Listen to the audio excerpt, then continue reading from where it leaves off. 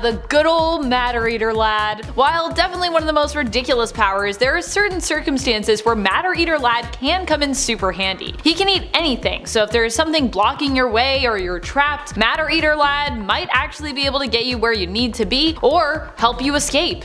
And pre-0 hour Matter Eater Lad could actually also consume matter at an accelerated rate, both eating super fast and digesting super fast. So not only can he eat materials deemed indestructible because he can literally eat anything, but he can also eat an unlimited amount of matter thanks to his super fast digestive system.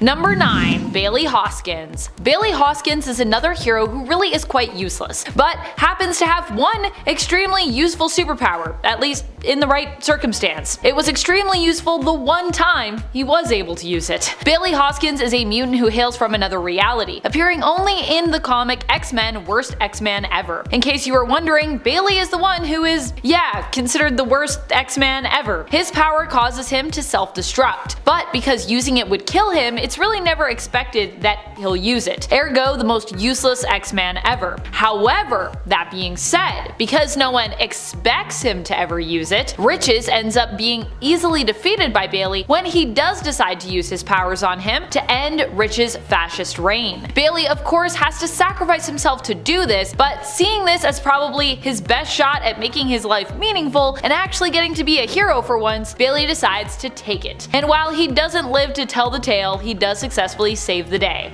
Number 8. Rainbow Girl. Rainbow Girl is another hero who gets a lot of flack when it comes to her powers. And honestly, I get it. Rainbow Girl is kind of the worst, especially if we're talking about the weird sexism that's implied in her power set and in her character. Rainbow Girl basically can manipulate the emotions of others, with various colors representing different emotions, kinda like the various lanterns. And in fact, that might not even be all she can do. She can basically just harness the awesome power of emotions, whatever that means. Instead of harnessing the power of an emotion to create light-based energy constructs, Rainbow Girl can instead kinda use her power to channel that emotion. While in her first appearance in Adventure Comics issue 309, we see her get rejected from the 30th century based Legion of Superheroes, her powers have been shown to be useful at times. She can actually manipulate the emotions of others apparently, and at one point is apparently able to use them to make everyone desire her. However, we need to acknowledge that while useful, this power set comes with one very big drawback, which is also where a lot of the sexism comes in, to be honest: mood swings. Rainbow Girl as such has never really carried forward in the comics because her very existence seems to imply that girls are both emotional and therefore often irrational. Yikes. That being said, I feel like the idea of utilizing the power of the emotional spectrum is super cool. That's also kind of why we have, lanterns. If it weren't for the execution here, this could be a cool character. Take away some of the weird implications created by her character and her power set, and seeing someone like Rainbow Girl team up with various lanterns while not really belonging to any corps herself, it could be a cool time. If she was just, not the way she was. We need to fix some things, but I do think the idea of emotions as power is really cool. Number 7. Sandman. I love Wesley Dodds, and this might be a hot take, but while I would say Dodds did quite a bit of good as the Sandman of the 1940s, as we later learn, kind of filling in for Dream, although this was likely unbeknownst to many who were called upon by the universe to do so during Dream's imprisonment, as Sandman, Dodds would use his intellect to craft equipment and create chemicals to use in combat that would render his enemies unconscious. Hence his name, because like the mythical Sandman, Dodds' Sandman would also, put you to sleep. However, without the power of his prophetic dreams, Dodds also wouldn't really be a superhero at all. It was this power that gave him purpose and motivated him to become the Sandman. So I would say it was so useful that it actually took a rather ordinary fellow and made him into something more extraordinary. Of course, that being said, Wesley Dodds I believe also served in the military, so he was a hero in that way, but he wasn't a superhero until he became Sandman. Number 6. Color Kid. Color Kid isn't usually someone you think of when you think of, useful powers. And yet, Color Kid actually worked really hard to master his powers. While there are actually tons that he has accomplished, many still think of him as useless in modern comics. Admittedly, the reboot of the continuity didn't really help him out here. However, pre-Crisis and pre-Zero Hour, his powers were more useful than you might think. In the 1966 Adventure Comics issue 351, he showcases just what he can accomplish by changing the color of a kryptonite cloud that is threatening Superboy and Supergirl, preventing them from flying. The cloud is made of green K, but Color Kid, using his powers, is able to change it to blue K, which must also affect it on a molecular level, as it no longer therefore has any effect on Superboy or Supergirl. The implication here also implies the Color Kid could in the future use his powers to help many Kryptonian heroes when they are faced with kryptonite problems, or likewise to help out Green Lanterns back when they had their weakness to all things yellow. So he could be actually really useful. Number 5. Jubilee. When most people think of Jubilee, they think of the 90s X-Men animated series, I imagine. Here, Jubilation Lee was introduced to us as a bratty young mall rat teen who had run away from home and whom the X-Men came across and then decided to take in. One of the first times we see her use her powers, she accidentally destroys an arcade game in the show. But in reality, Jubilee in the animated series really only runs away from home because her foster parents sick a sentinel on her, causing Jubilee to run away for her own safety. And while she does totally destroy that arcade game, she is also young and her powers have just manifested, and she's probably feeling, you know, a bit stressed because she has no home and she has to live in a mall. Jubilee's powers in the comics would develop to a point that they were considered to be not just useful, but even some of the most powerful abilities that we've possibly seen, with Emma Frost once stating that Jubilee had the potential to cause explosions at a subatomic level. In other words, Jubilee's powers could make her as useful or as destructive as multiple nuclear power sources or weapons.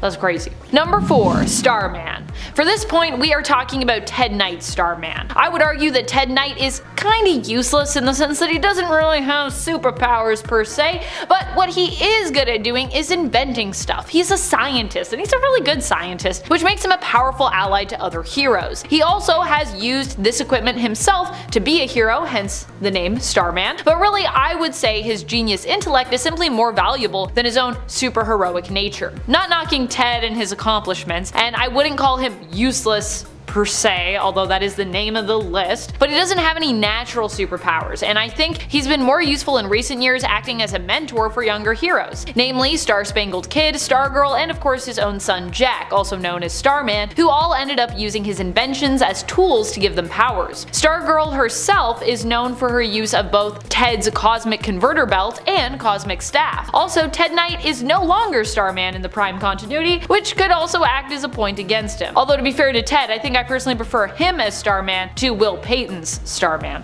but yes. Also, you know, Ted got old, so that's kind of part of how life goes. He retired. Number 3. Cypher. Cypher I'd like to rank a little bit higher up on this list because calling him useless feels kind of ridiculous in modern times. By the way, the parameters for my ranking here is I kind of tried to rank the people that, you know, people see as useless but who are actually secretly like really OP as higher, so I hope that makes sense. I also feel like people calling Cypher useless is kind of mean. It's hard for me to genuinely call really anyone useless, to be honest, whether they be fictional or real world. Okay, honestly, some real world people are kinda useless, but in a fictional world, I can imagine, at least, that no one really is. I can imagine that, so just let me have it. However, Cypher is still one of those characters that people attribute as being useless, and so for that reason, we're gonna count him on this list. But of course, his powers actually happen to be some of the most useful, especially when we consider that they also apply to Cypher being able to communicate with technology and using his ability to understand and communicate in all languages to become skilled in the language of fighting, which, yeah, that's a language apparently. A physical language, get it? Except that he was once again proven to be somewhat useless during the Otherworld tournament when Magic trained him because, well, he wasn't very good at fighting there for some reason. Which kinda contradicts the other stuff that I know, but hey. Number 2. Dazzler. Dazzler is another one of my all-time favorite superheroes. And of course she's on a useless superhero list. I like to put my favorites on lists like this because it makes me feel better about calling them useless because I know they're my favorites, so I feel like I can kinda do that. While she might seem useless to some with her power over light, which she usually prefers to use from a performance standpoint to create dazzling light effects for her concerts and stage performances, her powers are actually insane. Although I'm still kinda confused about her powers because she can turn sound into light, which does that mean that her concerts, is there sound playing? Can you still hear it? I still have questions about that. I don't know if that's been answered. If it has been answered and I missed it somewhere, please let me know in the comments. It's more that Dazzler isn't as often drawn to heroics that makes her a sometimes useless superhero. Though I will say, although she has in general preferred to try and resist the call of heroism whenever she is thrown into a mission or a scrap, she actually performs pretty admirably. And as we've learned, Alison Blair's powers are also impressive, with her power limits even being still somewhat questioned and defined in the comics in modern day, in terms of just how great they are. She's got a lot of potential. Never forget that even Galactus acknowledged how powerful Daz could be when he made her one of his heralds for a short time. In fact, he probably wouldn't have actually even released her if Daz herself hadn't requested to be free of the obligation. She was kind of the one that was like, look, like, this is cool and all, but I gotta go be a singer, so send me back, man. Number 1. Squirrel Girl. Squirrel Girl is one of my all-time favorite superheroes characters. I love Doreen, you know this, but I cannot ignore the fact that on paper, when I write it all down, her powers, her mutation, well, it does all sound pretty ridiculous. And she should, by all intents and purposes, not be as OP as we know her to be. However, that being said, I feel like we need to acknowledge the fact that her powers, or more likely her people skills, are insanely useful and insanely powerful. Squirrel Girl has the ability to befriend pretty much anyone, no matter their alignment, and is really, and I mean really, good at helping convince criminals to call it quits, either for the day or for the rest of their life, reforming them in some cases permanently, or as permanently as one can in comics, with just a quick pep talk. This means that often when Squirrel Girl is involved, she doesn't even have to fight villains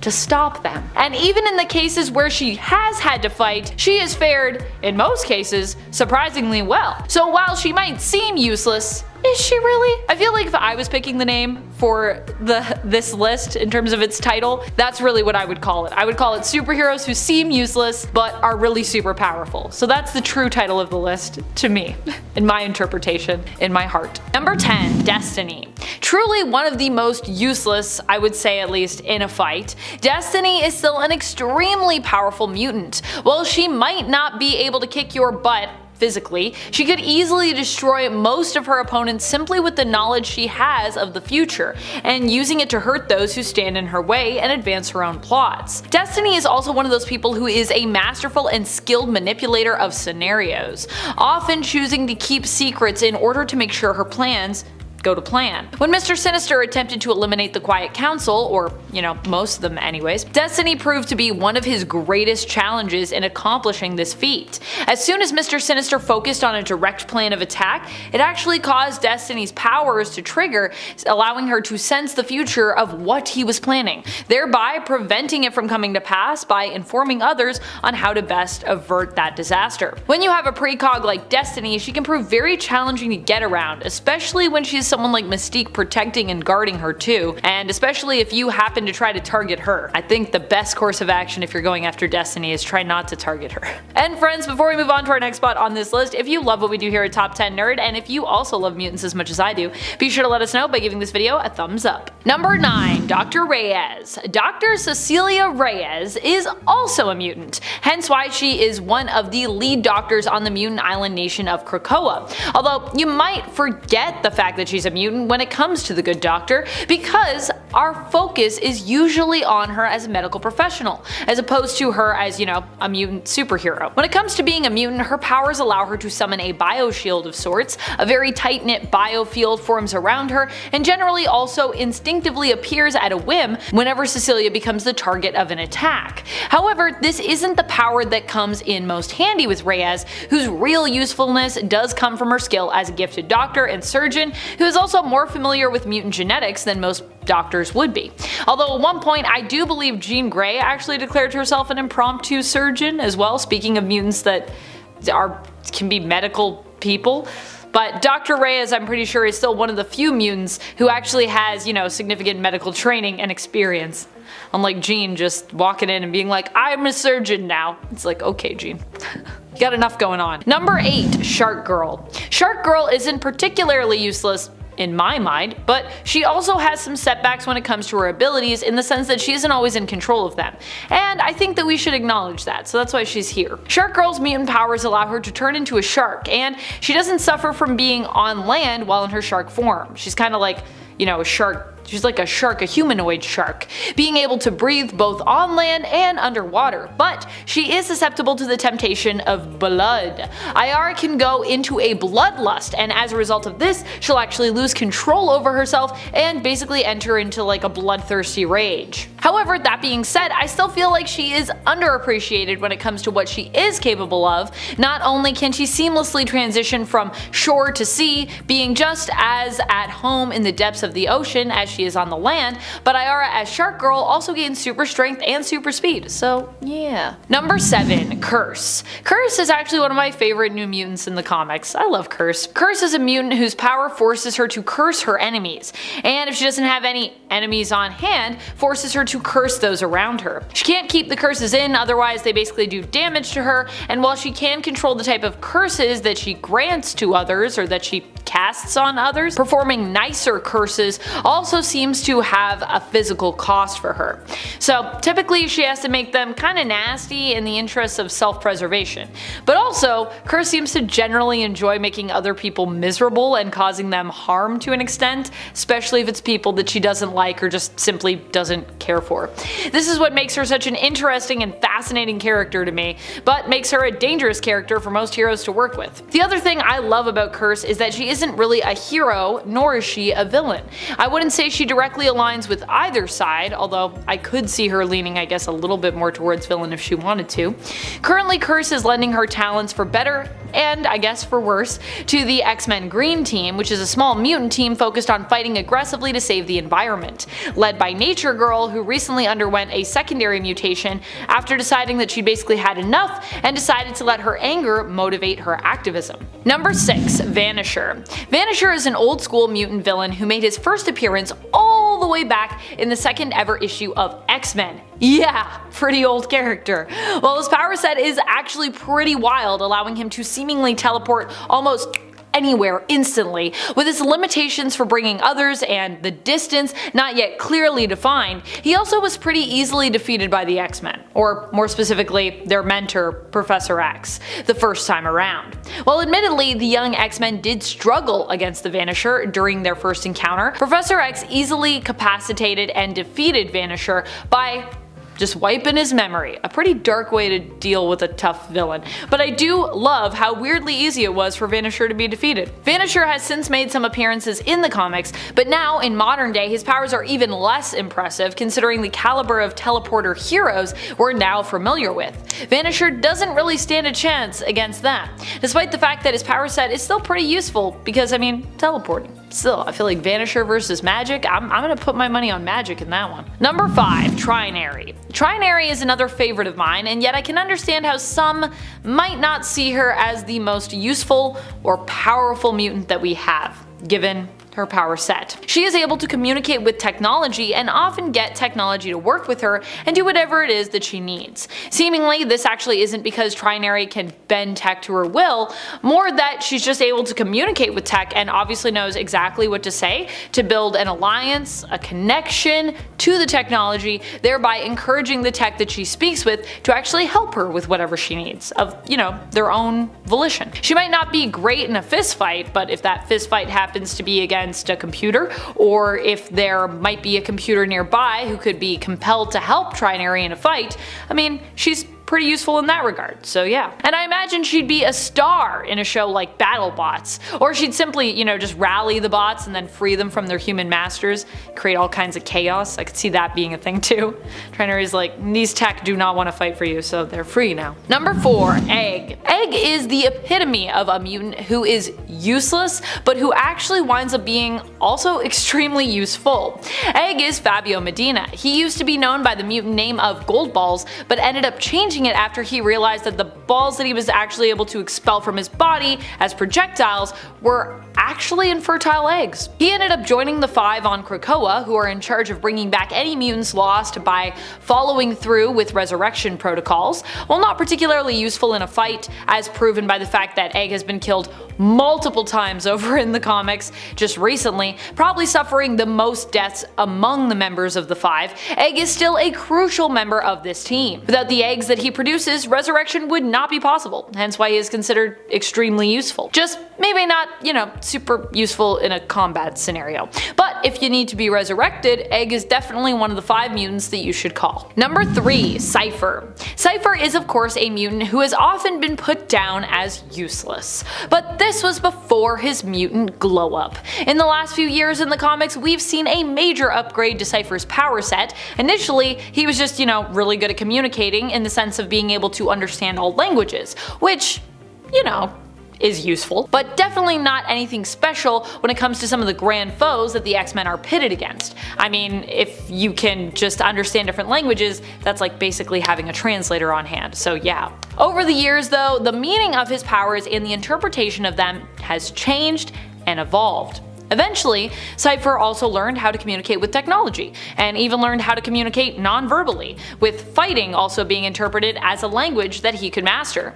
Although he hasn't recently been as present in the comics prior to Jonathan Hickman leaving his position as head of X, Cypher was probably one of the most important and influential mutants in the comics before that happened, and I would say he still kinda is. Without being in the spotlight as much, Cypher is still super important in terms of the lore and the world building that relates to Krakoa, as he is the only one that can easily communicate with and fully comprehend the sentient mutant island of Krakoa. Just can't really have Krakoa without Cypher. Forge. Forge is kinda a squishy guy, which is why he makes our cut, and not particularly well known for his skills, in a fist fight. But he is well known for making cool stuff, especially cool weapons, and because of that, he is actually extremely useful. Many also forget that Forge has experience with shamanism, and not only has a mutant origin, but an origin that is also attached to the world of magic and mysticism, which honestly is pretty cool. However, for those who want to argue that Forge could march in there alongside Cyclops, I think that I would say Forge actually prefers to outfit other heroes than do that himself. Although he could do so, I guess, if he wanted, Forge is generally best on the sidelines, and I think he knows this, helping his fellow teammates and allies to strategize their way to victory, and helping to outfit his fellow mutants to make sure they survive the battle and are left standing afterwards, no matter how tough, or likewise, how squishy they might be normally. Number 1. Dazzler. I mean, of course, we're doing a useless list, and even useless but useful, so obviously Dazzler's gonna take my number 1 spot, because she's my number 1 gal. Dazzler is taking our number 1 spot, not because of how useless she seems, but because of how truly useful her powers are, despite the fact that everyone else wants to call her useless. The only thing that really makes her seemingly useless is the fact that Alison Blair actually really prefers to use her powers for her performances, as opposed to being, the team leader of the X-Men, which honestly she easily could be. She's been an X-leader of sorts before, but not for the main X-Men team. At least, not as far as I know. Dazzler has powers that have been described before to be potentially unlimited in terms of just how much damage she could do. She can transmute sound into light, and while her light shows in her concerts might seem kinda tame if you're like, yeah, but how you gonna fight with that? She's also used her power set to defeat and defend against heavy hitters like Enchantress and the Hulk. And there's a lot of cool things she can do with that light, okay? Which I would also say means that she is honestly way more useful than people usually give her credit for. Number 10. Sideways. Sideways hails from DC Comics. He was introduced to be part of a new wave of original characters that DC wanted to make mainstays. Sadly, many of these characters did not end up enduring and kind of were forgotten, but that doesn't mean that they weren't cool, and that doesn't mean that we shouldn't try to remember them, because they were cool. Maybe we should have done more with them. Sideways' powers allowed him to create rifts in midair, ripping holes into space-time that he could use to teleport through. In other words, he had the ability to teleport not just through space, but also through dimensions. Pretty neat. However, he didn't have the best handle on his powers, and therefore had difficulty controlling these rifts in regards to where they would lead to. Not great considering how powerful this ability is, and how easy you can mess up the timeline with it, if you weren't careful. However, it's still a pretty insane ability, and that actually wasn't all Derek James as Sideways could do. He can also manipulate gravity, creating mini black holes, and possesses superhuman strength, durability, and reflexes, as well as a healing factor. And friends, before we move on to our next spot on this list, if you love what we are doing here and if you want more lists like this, be sure to let us know by clicking that like button. Number 9. Explodey Boy. Explodey Boy was one of the young mutants who fled to Genosha looking for somewhere they could thrive and be safe. However, it didn't work out too well for those mutants when Genosha was targeted by Cassandra Nova's wild sentinels, decimating the island and killing many of its inhabitants in one of the worst mutant tragedies ever. Explodey Boy was one of the mutants who perished in this attack. He has since been returned to life on Krakoa, where he was resurrected, but a zombie version of him also temporarily returned to life during the Empire event as seen in the X-Men miniseries tie-in. His powers allow him to make things explode, known as phragokinesis, but they were not enough to protect him when the attack on Genosha happened. However, his powers did come in handy when the original, now zombified version of the character chose to sacrifice himself, blowing up to protect the life his resurrected self now had on Krakoa, which sounded all in all pretty good to him. Number 8. Trinary. Trinary is one of those mutants who is actually super useful in the right environment and on the right mission, but not every mission is going to be her strong suit. She isn't as well rounded as others because her powers are really specific. Trinary is a technopath, which is actually, I think, one of my favorite mutations out there. As a technopath, she can communicate with technology and make technology do her bidding. Although more recently in the X-Corp miniseries, which I really wish had become an ongoing series, it was so good, her powers were actually less depicted as blatant control and more depicted as Trinary kind of just asking computers and technology to work with her, and then them acquiescing because they either like her or respect her, or a combination of both. This is interesting to me, especially when you consider mutant kind's current relationship with technology and AI, like Sentinels and Nimrod. Trinary as a technopath is not known for being exceptionally good at fighting or anything like that, and could be considered kinda squishy, unless of course she is going up against anything tech-based or happens to have tech around her which she can use to defend herself, and then she's pretty powerful. So, like I said, not powerful in some ways, powerful in other ways. Number 7. Stone Boy. Stone Boy is from DC Comics, first appearing in Adventure Comics in issue number 306 back in 1963. His power set is extremely useful as it renders him extremely strong and durable, but unfortunately, he's also kinda useless because while extremely strong and durable in his stone form, he's also immobile, or at least for a very long time was only ever really immobile. This is because while in his stone form he was technically asleep. That's right. His alien race possesses this stone form because on their planet the nights are actually half a year long. Their stone form is therefore used as a kind of suspended animation or stasis throughout these very, very long nights. However, Stone Boy would later find a way to be awake while in his stone form, which allowed him to become mobile in the future. Still though, what a weird but interesting power and origin. Number 6. Anarchist. Anarchist is an interesting one. He has powers that allow him to produce acid sweat. He was a part of the team originally known as X-Force before being renamed to X-Statix. This is the mutant reality TV team who films all their exploits and interactions for the purpose of basically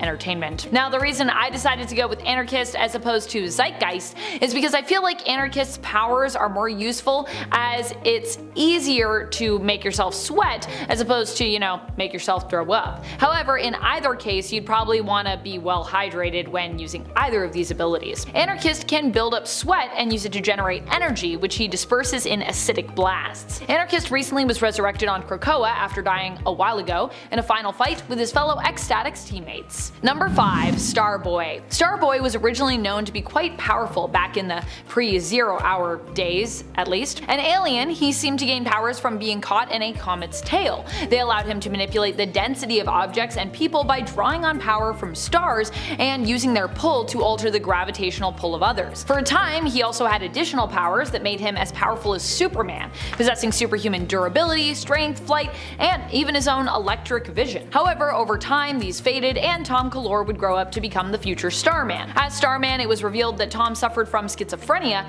and that when he wasn't acting as a hero, he was actually living in a sanitarium and had to take medication radiation for his condition to keep it under control. His powers are useful, but he used to be much more powerful when his power set was more akin to Superman. So. Number 4. Karma. Karma probably is one of the most useful powers of all of these people on the list, and that's why she's so high up, but otherwise, you know, she's pretty squishy.